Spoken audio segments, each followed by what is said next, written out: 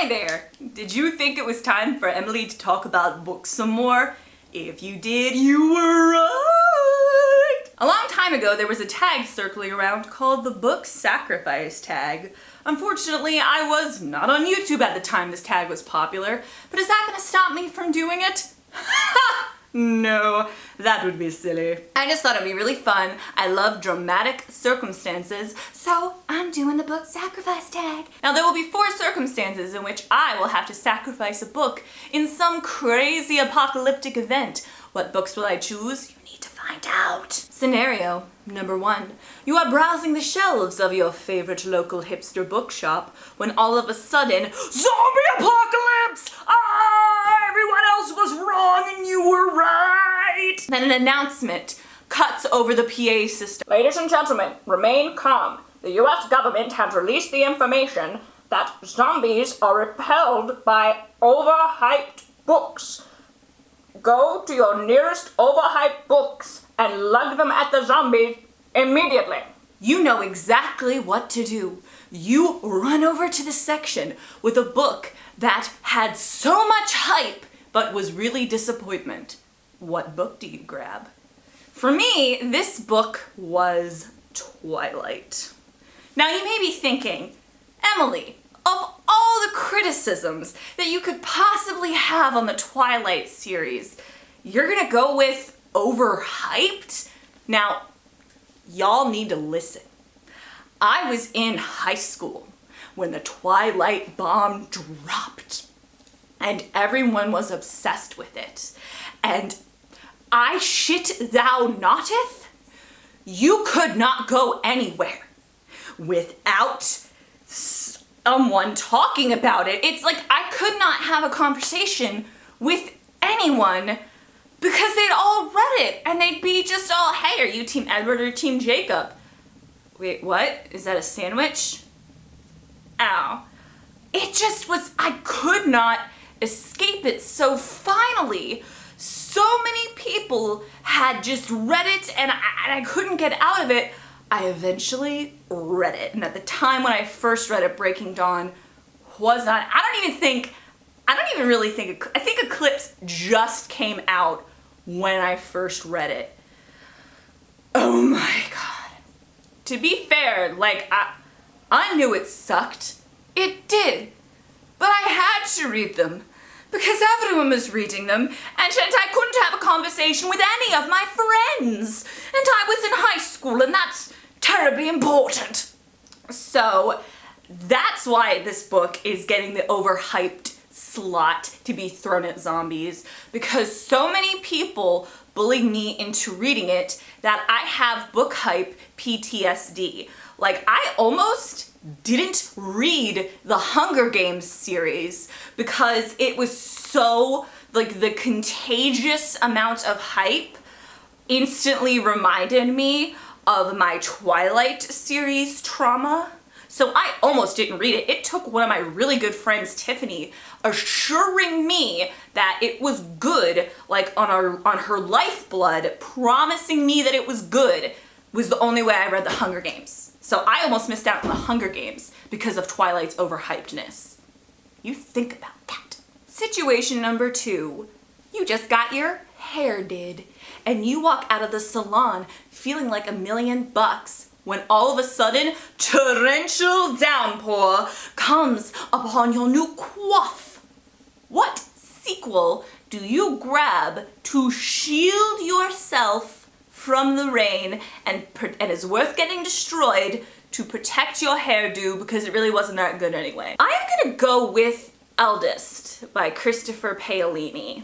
I know people really like the Aragon series or whatever, and I'll be fair because I know that the author was really young, but I read the first book, Aragon, and just that book, it had a lot of flaws, but it was still for the most part enjoyable. A lot of people say it's pretty much a weird fantasy rehash of Star Wars, but then again, Star Wars is just a rehash of the Forbidden Fortress, so like, whatever.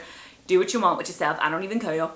So, Aragon was pretty lengthy. It's Christopher Paolini's major detriment is he just takes forever to describe shit.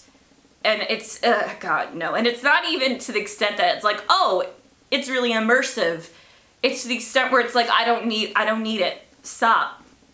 And so I still enjoyed the first one. So I'm like, you know what? This world's kind of cool. I like dragons. So I'm still gonna read the sequel, Eldest, because, like, you know, just loyalty. I'll do it.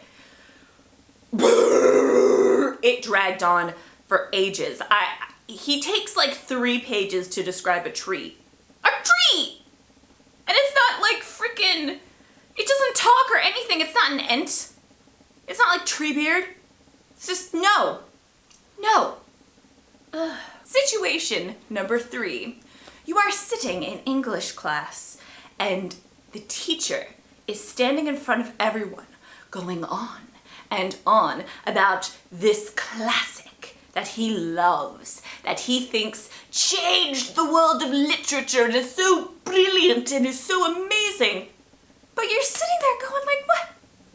This book was awful. What are you doing? No. What classic is so worth throwing at your teacher's head and getting the detention because it was so bad in your mind it does not deserve the praise? The book that I felt like I was in that exact scenario when I read it was Siddhartha. Now, I do know that this book is about Buddhism and about like the path, the Eightfold Path, but I had to read it in my senior year of high school, and oh God, I was bored to tears. Like, I just could not, oh God, no. And it had nothing to do with not understanding it. I could get it, but just, it dragged on, and I could not get a lick of fulfillment out of that book.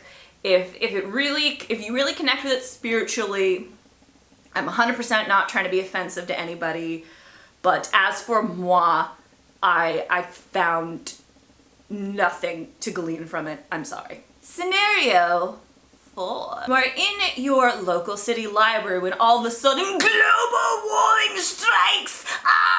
Oh God, why didn't we listen? The city is freezing over rapidly, and you know you need to start burning books for warmth. What is the first book that you reach for to burn because you figure, hey, you know what? It's a global warming situation, and, well, it's not going to be missed that well anyway because it wasn't that good. Now, I guess that this is a bit of a biased one for me, because normally if I don't enjoy a book, I'll typically stop reading it.